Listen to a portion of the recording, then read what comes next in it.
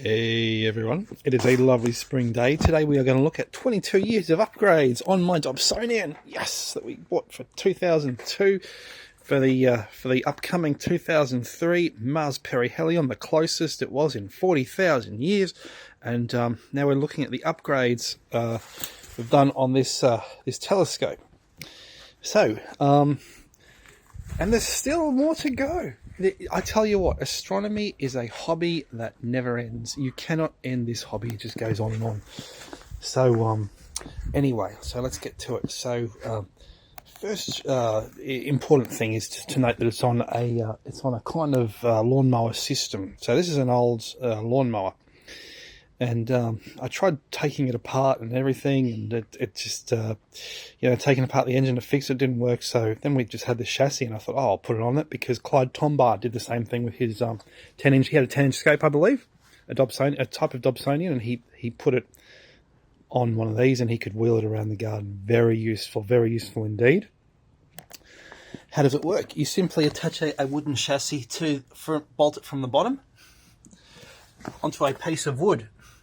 The piece of wood has bolts going up into the bottom of the Dobsonian mount, has these little bolts.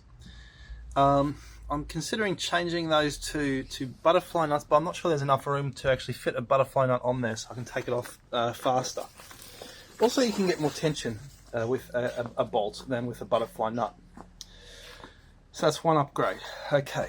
An early upgrade we did was to put a fan on the back, because that was all the rage a while ago, to put a fan. You see it's tipping. To put a fan on the back. So we did that, and so what there's a battery pack. There's cables. There's this old telephone thing, and there's switches on the front. So you can use one of those switches to switch on the fan. How good is that?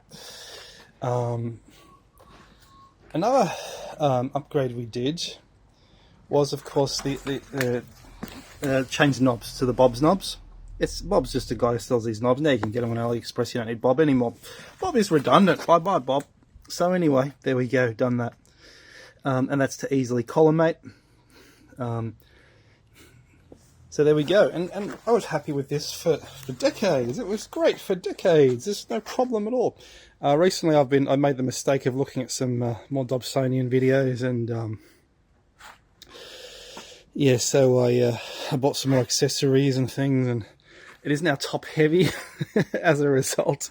And I'll have to probably take. This was the original finder. It's perfectly fine, and I decided to switch to the system that everyone's using at the moment, which is the Telrad and the RACI finder, the right angle correct image finder,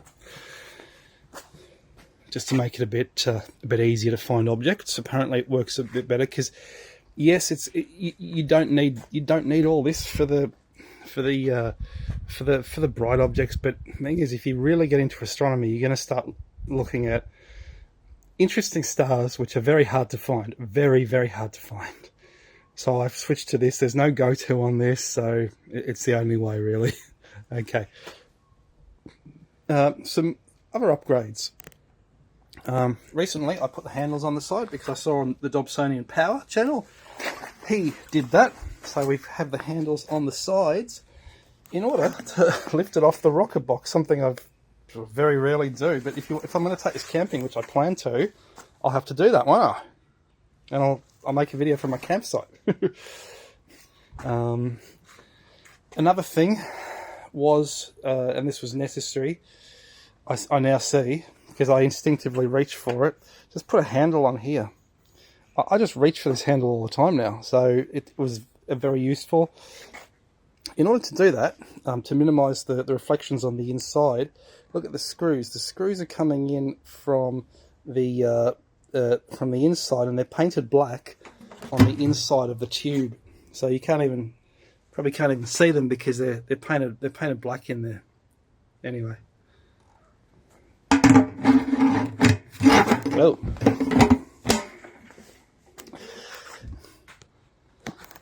What other upgrades have we done?